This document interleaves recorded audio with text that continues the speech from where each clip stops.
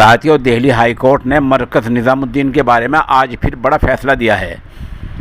بتلا دیں کہ معاملہ کافی دنوں سے عدالت میں چل رہا ہے اور عدالت نے آج یہ نیا فیصلہ دیا ہے کہ مرکز نظام الدین میں 24 گھنٹے میں 5 مرتبہ کی نماز ادا کرنے کے لیے صرف 50 لوگ ہی داخل ہو سکتے ہیں، 50 افراد ہی نماز پڑھنے کے لیے جا سکتے ہیں، ایسا ہائی کورٹ نے فیصلہ دیا ہے۔ مرکز نظام الدین کے 3 فلور 3 منزلوں کو کھولنے کی اجازت دے دی گئی ہے۔ باقی جو اور منزلیں بچی ہیں ان کے بارے میں معاملے کی سماعت آئندہ 16 جولائی کو ہوگی۔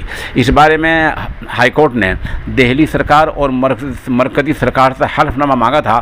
دونوں سرکاروں نے حلف نامہ داخل کر دیا ہے اور بظاہر کوئی اعتراض نہیں کیا ہے۔ اس لیے ہائی کورٹ نے آج یہ بڑا فیصلہ دیا ہے کہ مرکز نظام الدین میں 5 وقت نماز ادا کرنے کے لیے 50 لوگ ہی جا سکتے ہیں اور اس دوران محکمہ صحت کی گائیڈ لائن کا یعنی جسمانی فاصلے کا اور ماسک کے لیے احتیاط کرنی ہوگی اور ان پر عمل کرنا ہوگا۔